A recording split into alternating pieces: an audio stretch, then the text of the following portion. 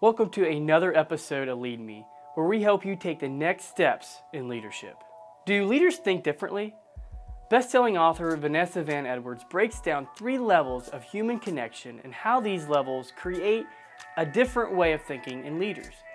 Pastor Eric and Zack break down these levels and discuss the questions that come with each level.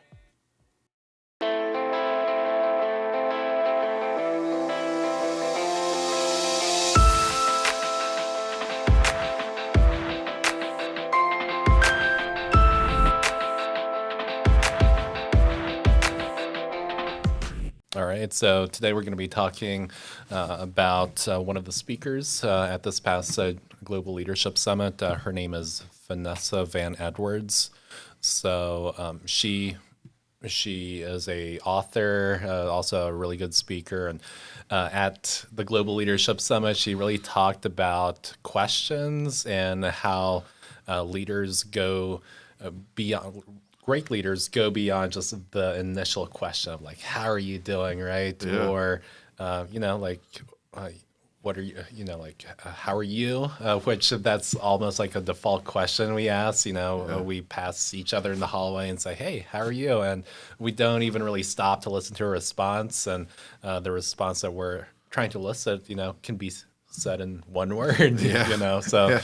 Yeah, and typical answer or response is good or, fine or, we're almost shocked if somebody would respond to us, like give a give a whole story behind that. Mm-hmm. How are you doing? Exactly. And I liked how, hopefully I'm not getting too far ahead, but hopefully, or the idea that she had these different levels of conversations, mm-hmm. right? Level 1, level 2, level 3. And as the surface level is that level 1 where you're just engaging, just that average day conversations with people, right? Mm-hmm. So it's just, you're not going any depth, you're not going any deeper. It's just real surface level conversations that you have. And so that's kind of the whole idea with her talk was how do you dive deeper into that mm-hmm. and get more lasting connections with people, right? And really get to know the people that you're around or you're working with. And so, yeah. It's, really about communication. And the one thing I really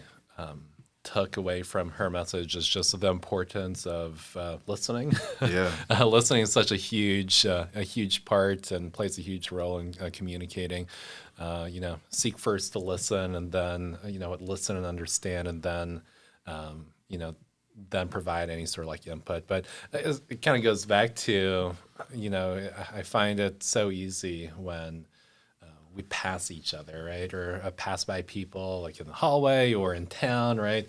And we say hi, and our intention is really not, as I said, really not to stop and listen. It's more of like a formality. Yeah. And that really stood out to me because it made me question like how many times have I done this, or could those opportunities, those missed opportunities have led to, a greater like relationship, mm-hmm.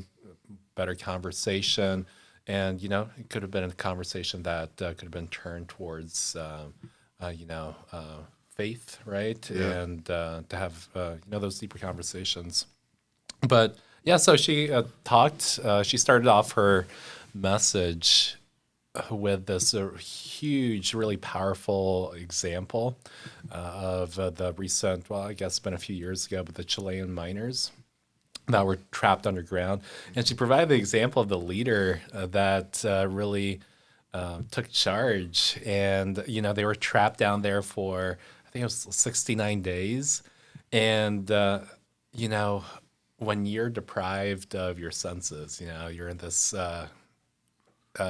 this environment of sensory deprivation. It's so easy to lose track of, where you are. But this guy really took charge. And one thing that I thought was really neat is he took time to pray with each of the guys down there. I'm sure that gave them a way of being heard, like you said, and being able to have that time to listen, to mm-hmm. know how to care for each person. Getting that feedback, I think, is very important mm-hmm. As you work with a team. And it's kind of neat to see that in that situation, they were able to get that feedback through prayer, Yeah. And that I'm sure there was that unity that they felt because they felt connected to each other. Right, absolutely. And I think that's, I mean, there's like a really extreme example, but it really shows how, in that moment, this one guy didn't default to, helplessness, Yeah. right? He really, I'm sure he felt helpless inside, right?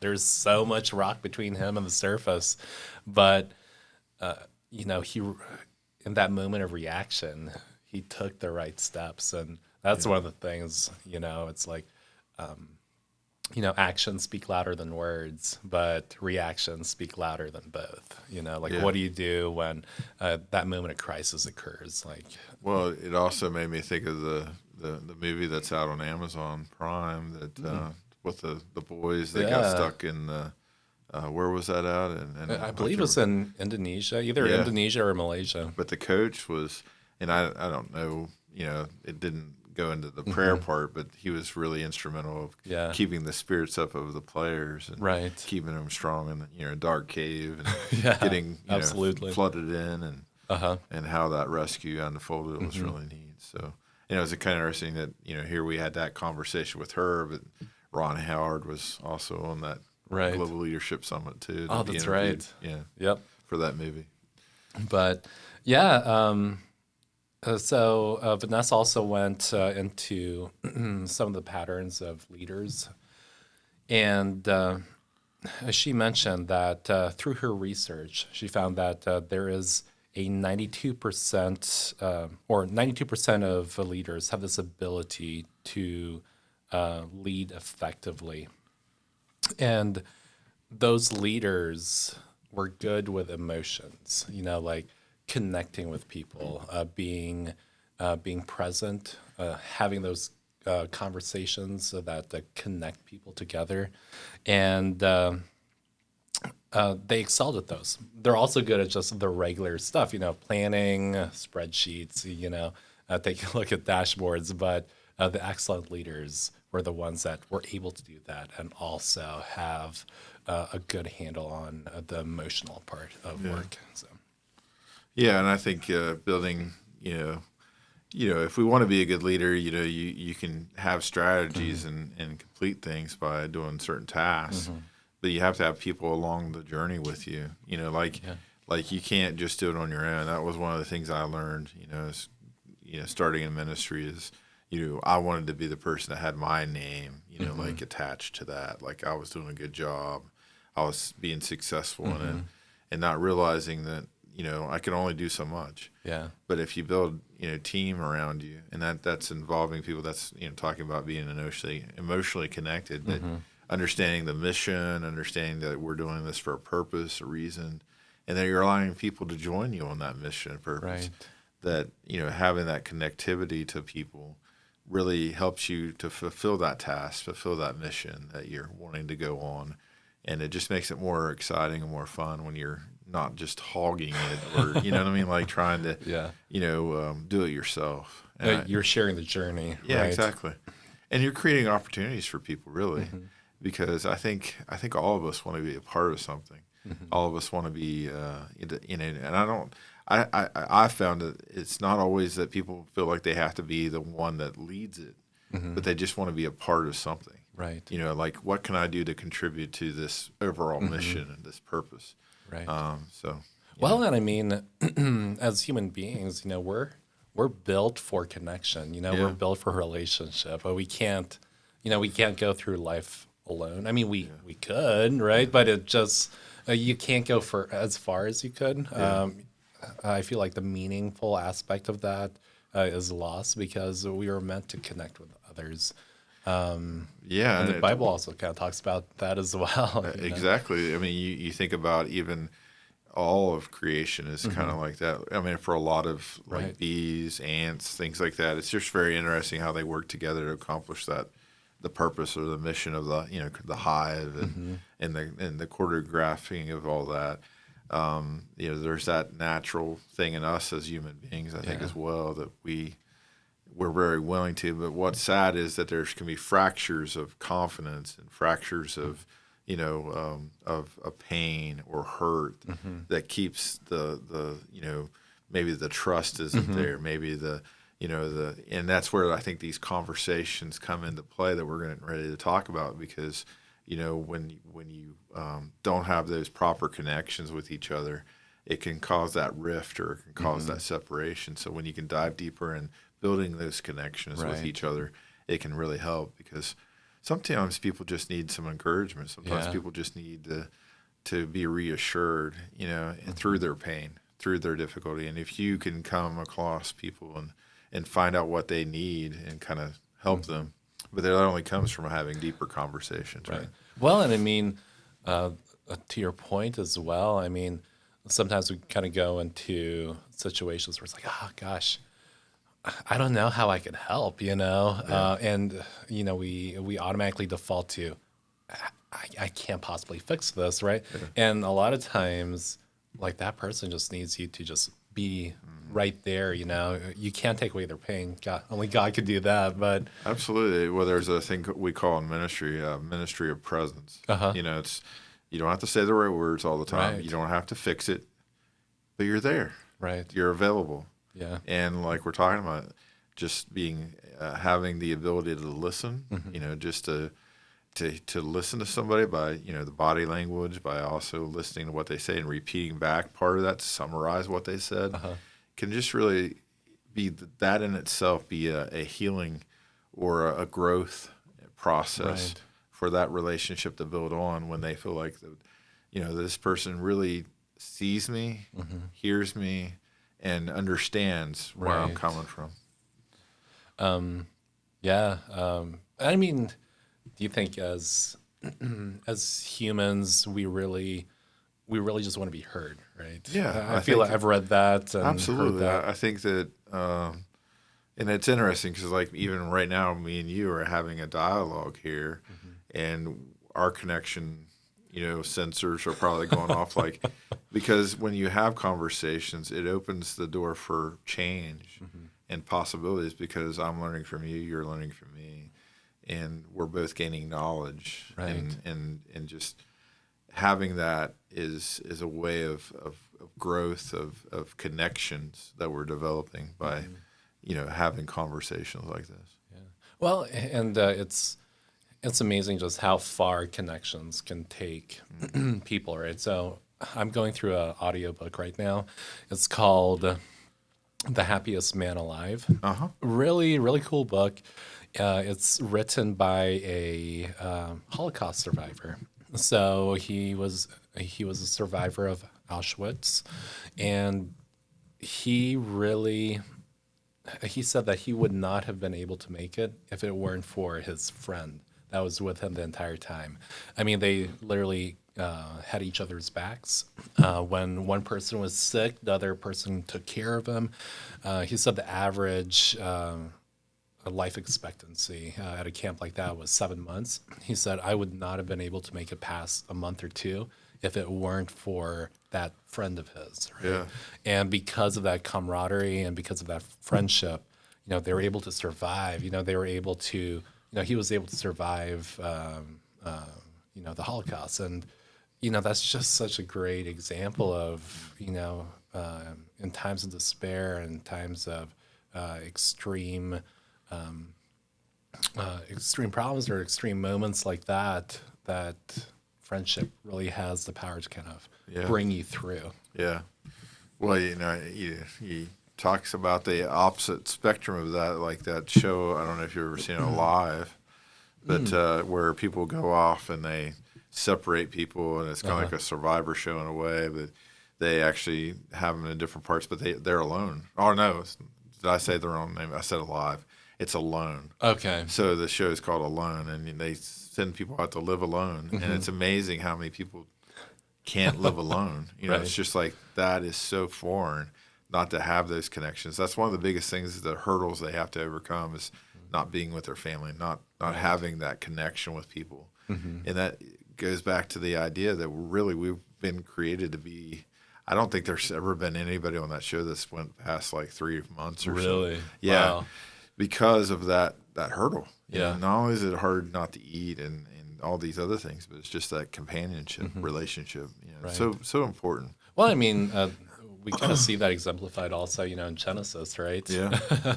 It talks about man shouldn't be Yep. alone, right? And so to have that companionship. Yeah.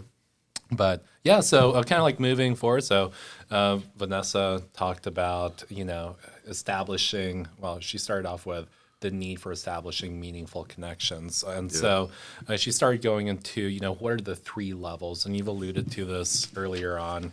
And those 3 levels are level 1, which is just kind of like general traits. Level 2 is your like your personal concerns. And then 3 are like, what is your self-narrative?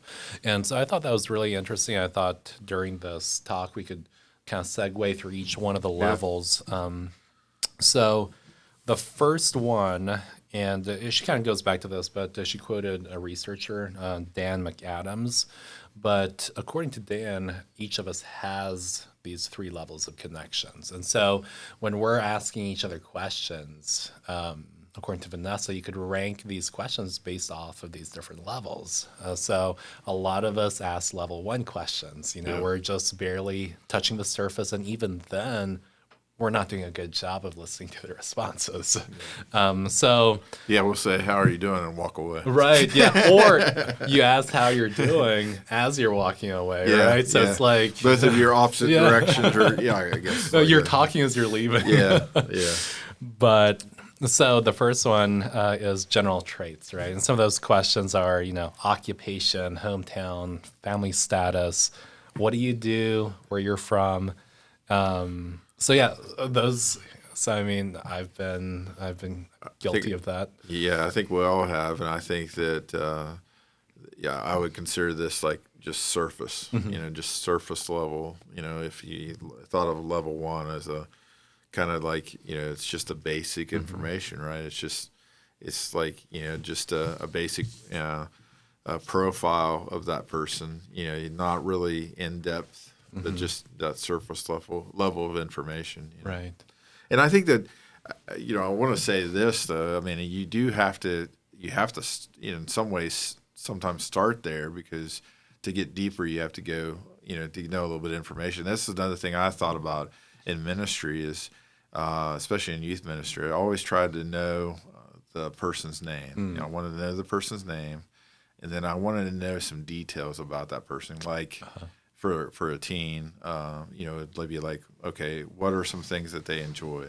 What are some things they like? Do they like a particular sport? Do they like a particular football team or basketball team? Do they like certain movies or certain genres of movies? Right. I know that can lead down the road to get to the other level, but at least know that starting off, so that I could have a trigger point, so I could have a conversation piece to know, okay, so they like this particular team, I can talk to them about that, so that if I wanted to go deeper, ultimately I did, but at least that would be my starting point. You know what I mean? Right. So, as we approach that, because I would even say, I'd almost say there's a level 0, if that's okay for me to do. Sure. Because I think there's sometimes where we engage with people that we have no interest at all. You know what I mean? Like, that's sad, but like, how many of us actually, when we go out to places, waiter, person that's across from us, and that's checking us out at a gas station, do we really take the time to really even see those people? Right. You know what I mean? Like, we just want to get on with our life and doing what we do. And I think that's, especially as a person of faith, that's so sad, because what if that's an opportunity for us to get to know somebody better, and even in those settings where we're maybe the little limited basis, but we're not even willing to go there, right? We don't even, we're not even really concerned about how you're doing. Right, absolutely. Asking even those questions. So for me, I think there are times for people, some of us, we just have those 0 level of people that we're around, and hopefully we'd want to go deeper with those relationships too. Well, and I mean, you could really tell a huge difference when you've experienced, when you're on the receiving end of someone who, is taking the time, is considerate, right? I've had several situations where, I'm just out in public, right? And complete stranger, starts up a conversation, and just that moment of just intentionality really, I mean, I'm not sure about you, but it really makes my day, right? Yeah. Just to see somebody that's willing to engage, and because it's a rarity a lot of times anymore. I think that not to complain about it, because I also benefit from technology and I like technology, but I think it's easier to stay separate as a society when we have our phones in front of us, right?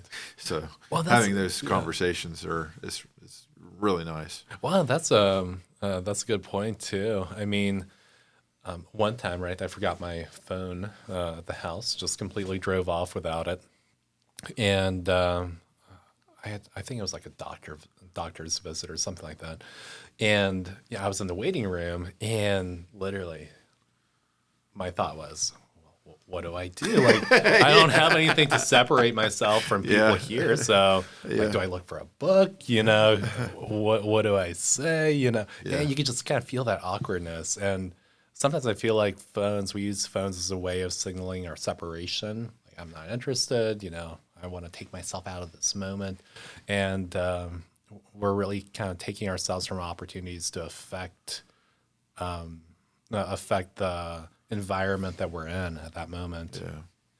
Well, I actually just got hit with a message series that would be cool is Facebook.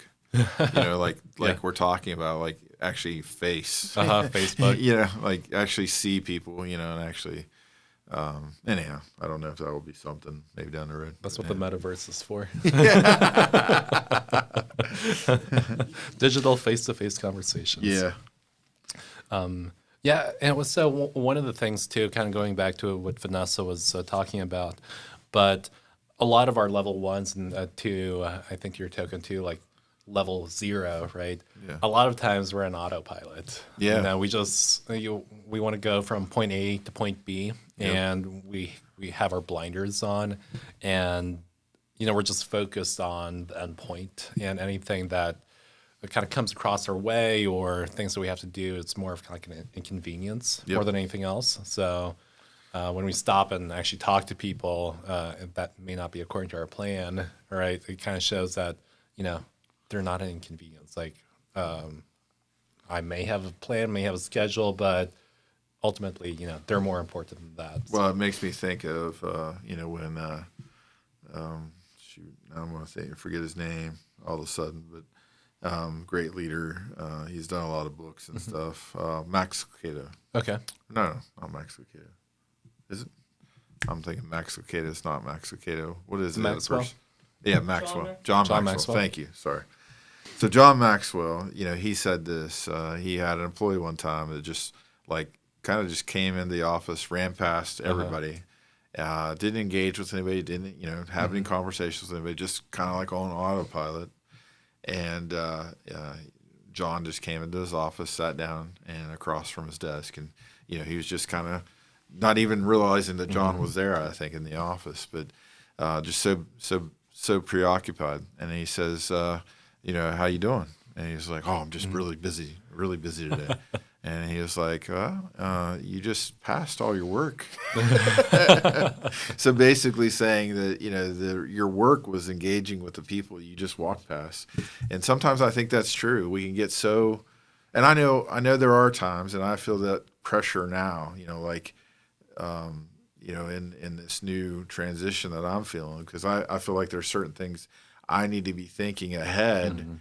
And yet sometimes, my time right now is being, that there's times where I need to allow other people to just, there's things I need to be focused on, but at the same time, I can't pull myself away from people.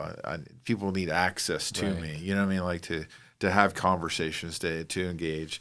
So there's times where you do need to be able to focus, but you can't, well, this will always be the thing for me. I feel like my door always needs to be open. There's very rare times, unless I'm counseling with somebody, that my door should be shut. That I want to be available because I want to have those connections with people. Gotcha.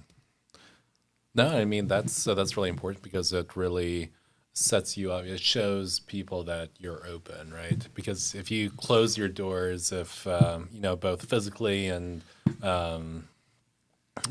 metaphorically speaking, people latch onto that and they say, Yeah. "Oh, like why should I even approach that person?" Because it always seems like there's always something else that needs to be done that's taking priority over relationship. Yeah. Yeah, so Vanessa talked about different questions. So questions at level 1. So some of the questions that she recommended is at this level is asking instead of like, how are you, right? Maybe, as you said, start with how are you and, actually be intentional and listen. But you could follow up with some of these questions like, what was the highlight of your day? It kind of puts in a really positive spin. What personal passion project are you working on? Really cool way to just learn more about the person. Instead of right? just asking, what do you do for a living? Right, exactly. What are some of the Absolutely. passions? Or is anything exciting coming up this weekend? You really get to an idea of what that person likes to spend, likes to spend their time on outside of work. Yeah. And then the other thing is just anything exciting coming up in your life, right? Are there any milestones that you're excited about? Anything that you're looking forward to? Other one is just like hobbies. So you kind of talked about this, like knowing the person's name and, some of their hobbies or things, passion projects that they like. But yeah, and kind of following up on that, you talked about remembering names. So do you have a method that you use to remember names? I know I'm bad with names. Like I'll introduce myself to someone and, they say, "Hey, I'm so and so," and I get so caught up in the moment, and afterwards, I'm always thinking, "Gosh, what was that person's name?" Well, I'd like to say I used to be. I think I used to be better than I am now because, and it is a challenge because I think I probably know more people, so it makes it harder. But I'd like to think that, I guess. But one of the things I try to do is always use their name when I'm talking to them as a way, like if I'm meeting somebody for the first time, I'll try to repeat that name. So I'm saying it out loud verbally. Right. And that way it helps me to say, "Oh, John, how you doing?" Or John, what about this? Or, so I try to, instead of saying you, just try to practice saying their name, and that just kind of helps me build that connection. And then of course, I think it's always good to put it in a data, base, whether you're writing it down or putting it in your computer just to have it there. In the past, and maybe that's why I need to think about how I can do that in the future in the ministry. But we'd always have some data collection that we'd have them write a paper, and I'd look at that paper. And we did it in a kind of a fun way to do some crazy things for them to answer, and it was always neat to see their answers to those questions. Yeah. So it always made me connect to the funny thing with their name.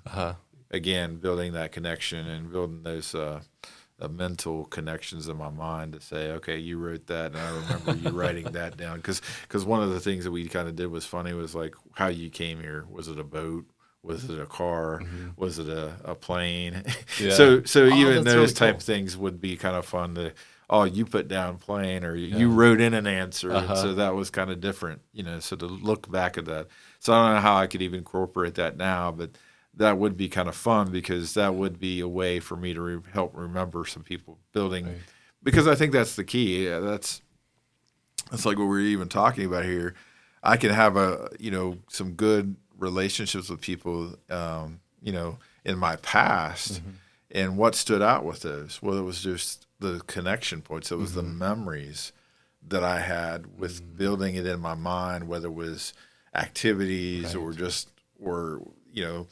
like if a person's a particular fan of a team that I enjoy, or hobbies like we're talking about, like if there was a video game hobby, that maybe that was something that connected me with that person more than another person. So, I think building those connection points kind of help us to remember those conversations. Yeah. And I like what you talked about, like repeating a person's name. It reminds me of something I read, but it talked about kind of like the rule of threes. So when someone introduces themselves to you, right, you start off with repeating their name back to them. So like, hi, my name is John. Hi, John. Nice to meet you, right? And then during the course of your conversation, try to weave their name in again, somewhere in the middle. Like, hey, like, so what do you think about this, John? Right? And then as you leave, you say, hey, it was nice meeting you, John. So it's like three points to kind of just spotlight that in your memory. And I found that helpful when I think about using it, when I've thought about using it. A lot of times, it's like any of these things we learn in leadership. It's like if you can get the application going, then it becomes easier, right? And that's the hard part, just applying it. Exactly. Yeah. When you apply it, it works well. And then otherwise, it's always after the moment, right? Yeah. Hindsight's 20/20. Yeah. But I think there's little things that you pick up along the way, and you can kind of see the benefit, like you're saying.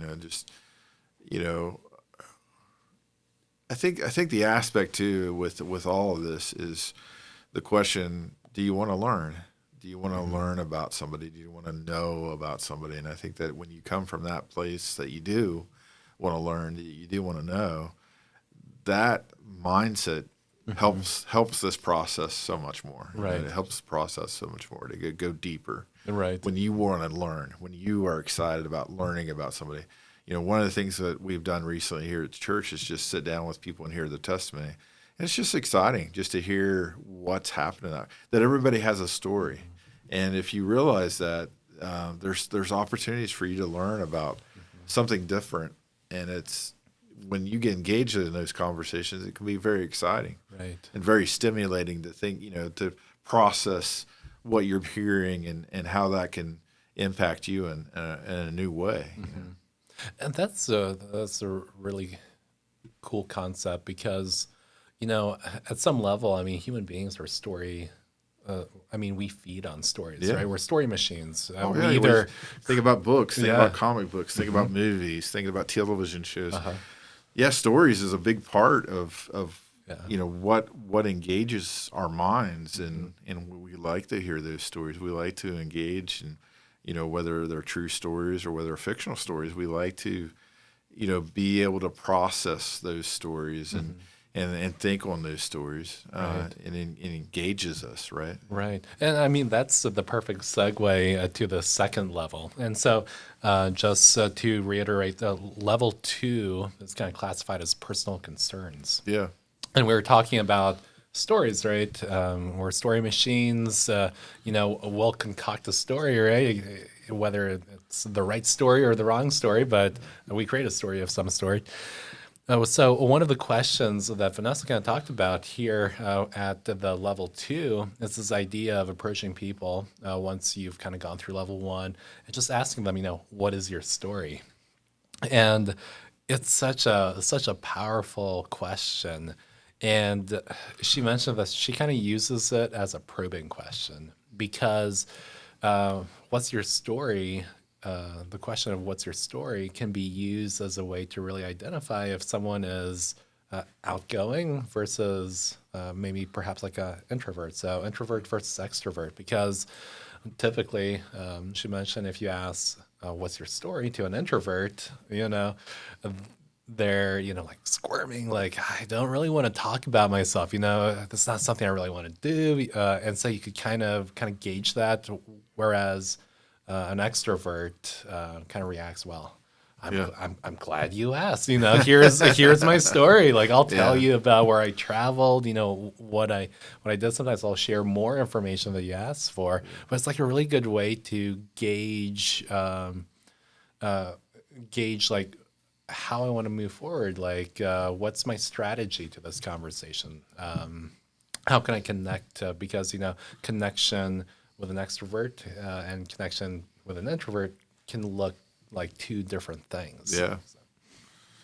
Yeah, and I think it, just to encourage people to go deeper, it does make that stronger bond, if you can go and hear someone's personal concerns and what's going on in their life and what's happening. And it just allows the listener and the speaker, whoever that is, to be able to understand each other and grow. It is difficult though, like you mentioned about those introverts, to really allow them to feel comfortable, and I think that's make them feel at ease, and it may be taking it may take a longer process to get there, but it's worth it in the end, because they can have a lot to offer that they don't normally share, because they're maybe more thinkers or more introspective, so they can have a lot of knowledge to pass on because they've already thought through some of those things privately, just never really had the chance or really taken the opportunity to divulge those to someone. Right. Well, and one thing that Vanessa mentioned as well that I felt like was a game changer is this idea of looking at it as a gift. So gifting people with the right questions. Yeah. And this idea that you have to practice these. You have to be intentional about it. There's a certain level of intentionality that needs to occur. You have to leverage yourself to ask those questions. Granted, the first few times you do it might be a little awkward because it is a skill that you have to develop. But even prior to that, to take off some of the awkwardness or the different feeling of asking different questions is to practice that. Yeah. And I think that's so important. I know I went through like a coaching session, and my coach talked about the importance of practicing. If you have difficult conversations that you want to have, take the time to practice what you want to say prior to, because that allows for better conversation, allows for fluidity, and you give yourself and the other person the gift of a good conversation, and you actually get someplace. It's the difference between being well prepared for a presentation versus just kind of winging it. Some people can, that's a skill and talent, but you come away with much more depth and much more content when you're prepared. Well, and I think that preparedness and practice helps ease if you're feeling nervous or anxious. I think a lot of times that can kind of make you feel, I think that's sometimes for me, if I'm having if I feel more anxious about it or more, stressed about that maybe thing, then it helps me to feel more relief if I practice and get prepared. What are my thoughts? What are the things I need to put down? Because sometimes your emotions can take you all kinds of different places and not really be helpful. So if you can kind of share those things ahead of time, maybe you can these are the priorities. These are not priorities I need to focus on at this point in time. Right. Absolutely. Yeah. What's the bigger issue that I need to deal with at this point? Right. Well, I mean, like so many times, like everything is, she calls it this swan effect, right? And it's this idea that we try to maintain this posture, this look, right? Of everything's going well. Yeah. There's nothing happening, but below the surface of the water, right? So above the surface, you look elegant, you got everything under control, but then underwater, right, you're paddling vigorously, trying to get from one place to another. Yeah. And it just kind of shows, I mean, especially like in spiritual terms as well, the turmoil that's within us, right? Trying to connect with that turmoil, or seeing what you kind of talked about, the gas station attendant or people that we interact with, they have their problems as well. And as Christians, we're called to really minister and shine the light of Christ. And if we don't take time to connect, we can't connect on that. We can't deliver our message. Well, and I think I think sometimes we misunderstand what a leader really is, what a good leader is. I think we misunderstand it all the time, actually. But one of the misunderstandings I had was that a leader is strong and is knows all the answers, and I think that is fallacy. To me, a good leader is vulnerable. You think about Jesus, and how vulnerable he was, that he was, out there. He was not pretending. He was not, when he cried, he cried. When he, got upset, he got upset. When he, was struggling, he struggled. I mean, that you think about that, that's pretty interesting. That here God, in fully man in Jesus, that he was displaying all these wide emotions, that he didn't hold back. And I think that for us to be good leaders, and I think I'm learning this as I even continue, is that I have to be vulnerable. I have to be open to my weaknesses and my strengths, and not shy away from those, but to understand, because I'm weak doesn't mean I'm not strong. That God is able to overcompensate for that. And there's other people too that can help me.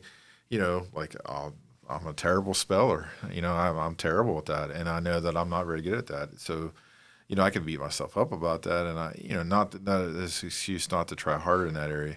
But I think when we talk about these levels of communication, when you're building these deeper relationships, you have to be willing to be vulnerable and say, okay, here's some weakness areas that I have. That's part of my story. Right.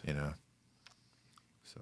Well, yeah, that was like a huge takeaway, because it's this idea. Sometimes we kind of like focus on weaknesses and we try to shore them up. Yeah. And while there's some merit to that, we kind of lose focus of the idea of teamwork, because proper team, like a well-oiled team is supposed to kind of, those overlaps occur to take care of those like weak points. And taking a look at your weak points, you lose focus of the strengths, right? Absolutely. The strengths of that you could offer.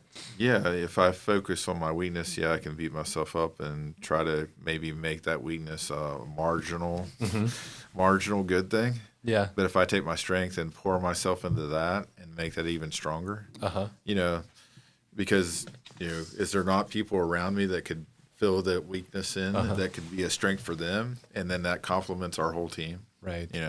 So again, like you said, I don't think that's an excuse not to work on your weaknesses, but I do think there is merit to, if you're vulnerable enough to allow people to come on side and into your team and into your network of people that you have in your system, that can really be a strength in itself, to allow them to know your weaknesses so that you can complement each other, so that you can fill out the team. And I think that's an important thought too, is like, who can you add to your team that will help you succeed? And if you're not willing to have these deeper relationships with people, you're not filling that team to really have success. Right. You're missing some components. And what are those components? And you can't identify them unless you're vulnerable enough to say what's really there and what you really need. Absolutely. So some of the questions that, some of the sample questions that she had for level 2 includes, what's your biggest goal right now? Just asking that. Are you learning anything right now? I like that question. Yeah.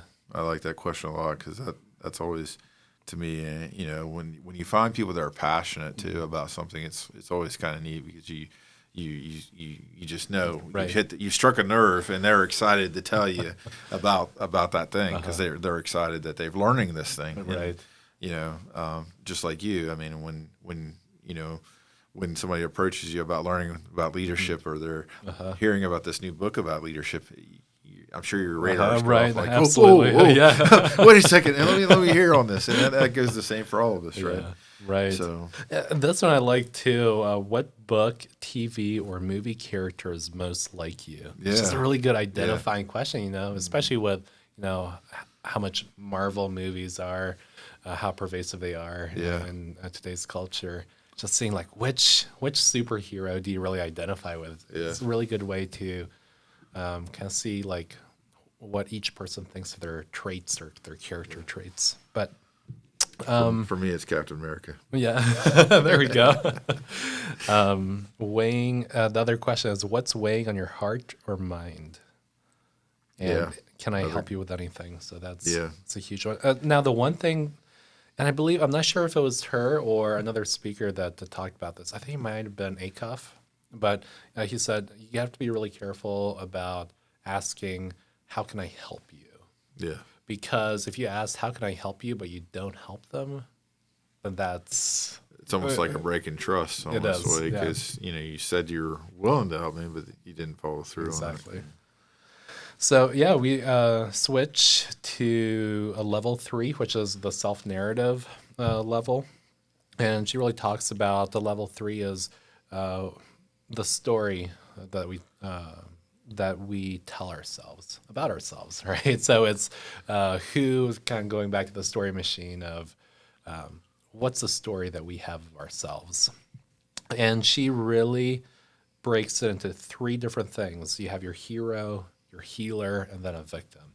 And like all that kind of made sense. It's so amazing how these simple concepts really shines light on, you know, myself and people just around me. Is like identifying, oh gosh, like, are they more of like, do they have like a hero story, or more of like a healer's story, or a victim's mentality type story? Yeah. So she kind of defines hero as a hero thinks of them as obstacles. So as she kind of talks about like when issues are encountered, heroes think of them as obstacles or mistakes that with hard work they could overcome.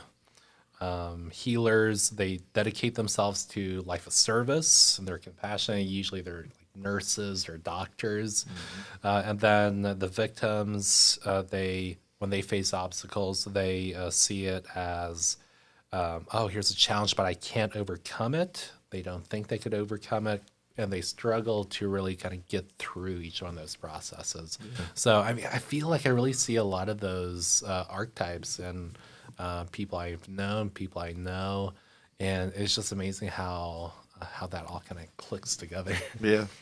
Yeah, it is very interesting because I think that we all kind of, yeah, I could see that very much, and how people kind of perceive themselves. And I think we've all encountered people in our different environments kind of see that coming out, whether they see themselves as the hero overcoming the obstacles, or seeing that as something to strive for to get over, or if it's the healer trying to, just kind of show compassion and care, and the victim. There's quite a few people that I see that unfortunately they just see like their life is constantly that victim mentality. So it's just interesting how you have that perception of yourself, like bad things are going to happen to you, or that you're here to help others, or you're here to overcome. Right. I guess with the different breakdowns there. Well, and I was actually reading Zeke. So Zeke really into storybooks, and I was reading him this book, and it was phenomenal. Maybe a little beyond his age category, but it's called "What Do I Do with a Problem?" Right? And I thought it was so powerful. Just I thought it was a neat idea that someone made a storybook out of that, and the main lesson that it really tried to bring forth is that to every problem there's an opportunity. So what do you do with a problem? You look for the opportunities that it presents. Yeah. And if you just kind of take problems at face value without really seeing the opportunities on the back end, I mean, I could see myself falling to that victim type mentality where I can't overcome this, Yeah. So what's the use of even trying? Yeah. And so I think, that's that deeper level of knowing that person, right? In level 3, to where you're able to see that, you're able to know that. And it just helps you to kind of be that identifier for how you can help that person grow, how you can, how that person can work in that relationship that you're building with them. So, yeah. Yeah, and some of those questions, level 3 questions are, how do you feel most misunderstood? It really kind of digs into, I mean, that's a really tough question to answer, I mean, I feel like I would feel awkward answering that question. But, that requires a good relationship, and it develops a good relationship by asking those questions, because it really highlights a weakness that you feel like you have. And a lot of times we like to bury that weakness down, right? Like Yeah. cover it. But by sharing it, you create a stronger relationship through that. Yeah. Well, speaking to it, I mean, just kind of giving a little example here, I guess I'd probably say I see myself as the hero, and I feel like that the the thing that probably that I don't like people that I don't like people sharing about me or talking or what was the question again? How was it worded that you mentioned? How do you feel most misunderstood? Yeah, so that's what I should have said. So how do I feel misunderstood? Probably sometimes I can be a risk taker. I'm more willing to take a risk. I'm willing to push the envelope. I'm willing to do things that maybe make people feel uncomfortable. You know what I mean? Right. Like because I'm willing to look on that obstacle and overcome that obstacle. I wanna push. I wanna go farther. I wanna stretch. Right. So that those are probably when those are considered negatives, that's probably where I'm most misunderstood. I'd say. Right. For you, where do you see yourself? Maybe. Oh man. Let's have that. You're not ready to answer that. We'll have that tough conversation, but misunderstood. A lot of times, I like to learn, so I really like to get into like the why and. I really kind of want to do my best, but at the same token, I feel like it could be more of like in school, like teacher's pet, right? Or, a little bit of a So you felt like that was absolutely misunderstood, like you were the teacher's pet, right? So yeah, but I mean, because you wanted to learn, you had that appetite right, to learn, exactly. yes, but you were misunderstood. Yeah, but I mean, my whole intention was just I want to learn. I mean, even now. Looking at, I love like seeing like, all right, problems. I've caught myself a lot of times where it's just the default of, oh gosh, another one of these, right? But then realizing there's an opportunity. So what's that opportunity and what are some of the skills? Like what can I learn from this? And a lot of times it can be kind of misconstrued as wanting to show people up, I guess. I think that's the way you say it. And it's not even really that. It's just like, I want to learn. I want to be the best that I can be to help be a better service to people. So going with that, it's like whatever that drive that you have within you sometimes can be misunderstood by people, and it's not really sometimes an intention on our part, but it's just how people view us, unfortunately.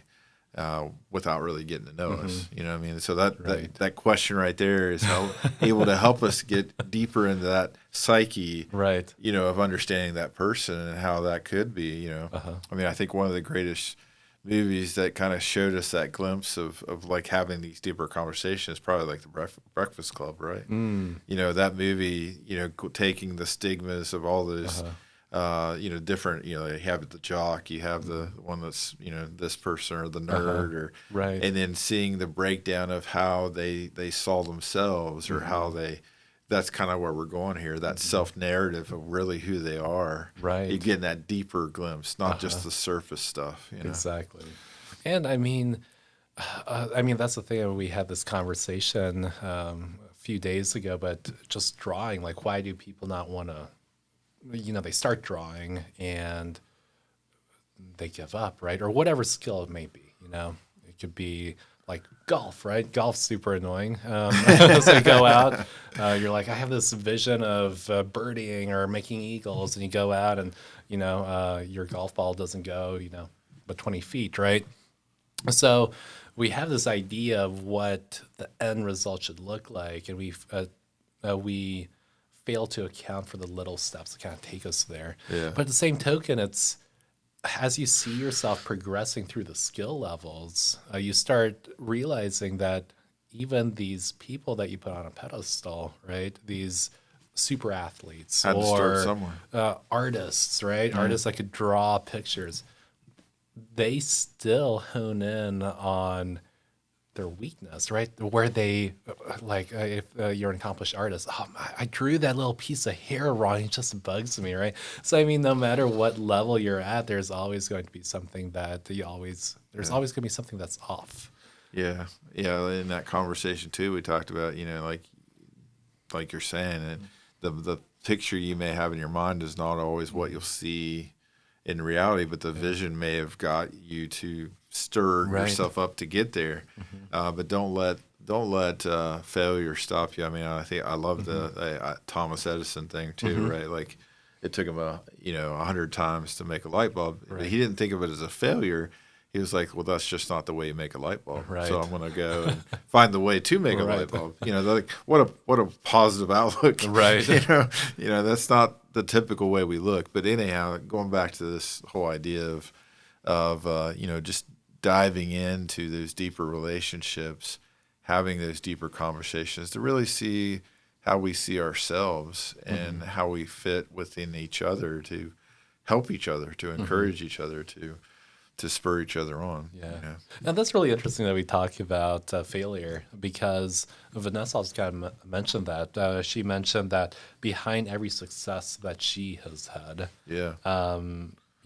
there was a failure or a string of failures. And she found out that the more she talks about the dark, the lighter it felt. It's this idea of like really sharing to lighten your burden, because the more you kind of keep that just like crammed in or in your bag, the heavier it gets. And I think that's also, just kind of thinking about the great thing also about, relationship with Christ, right? Because you admit those, shortcomings, those failures or your sins, right? And that lightens the load. And that just kind of clicked right now. Well, you're right. I mean, just like it's not any different than, talking about these levels and these question levels. God wants to have an intimate relationship with us. He wants to know us. He wants, even though he knows us, he wants to know us in an intimate relationship. He wants us to know him. Yeah. And, that's why we have Jesus that came in the flesh, so that we could see that glimpse of who God is. And so, that openness of vulnerability, of just sharing our thoughts, our dreams, our hopes, and how we see ourselves is very important when it comes to our relationship with Christ as well, because, he should be considered our best friend or our father, that close connection, that we should have. So, Yeah. So, I mean, to wrap things up, really the big takeaways that I had was really, what questions are you asking of others? And I think also, we didn't really kind of touch on this, but by default, what questions are you asking of yourself as well? Because we ask ourselves questions, whether subconsciously or, maybe we just ask ourselves the wrong questions. We ask people the wrong questions. We could be more intentional and have more depth with those questions, and that lead to better relationships and maybe a simple better connection. Rule could be just keeping in mind what is a better question to ask. Right. Instead of your typical questions that we go to, what could be a deeper question, or a more thought provoking question. Right. And it takes intention to connect. Before you walk out that door, have the intentionality to say, I'm going to make a commitment to connect with one person. Yeah, no, I think too, like, some people can be, maybe we'll find people that can be put off by that, but I think that's timing. To there's been times where I've had teens that didn't respond very well to me wanting to know more about them. Right. But I think that doesn't mean you should stop. I think that maybe that timing wasn't right. It doesn't mean you should put too much pressure on that, but just allow that to develop over time. I mean, there's definitely been teams that I've had in the past that probably weren't too close to me back in the day, but I think that they have a respect for me now. So I think that that's very true too. Don't be discouraged if you're trying and not seeing that connection pay off right away. I think that you can plant seeds there, and that can be respected later on, because they see consistency out of you and your intentionality with that. Perfect. Yeah. Thank you again. Hey, thank you. And you want to wrap the session up? And Yeah, I think that taking away from this is the challenge of just living this out in your daily life, asking the right questions. And thank you for allowing us to have this conversation and diving deeper in this discussion. Hey, absolutely. It's a pleasure. Yeah. Thank you so much for joining us today, and we hope that this has helped you to take the next step in your leadership. Be sure to join us next time on Lead Me. Take care.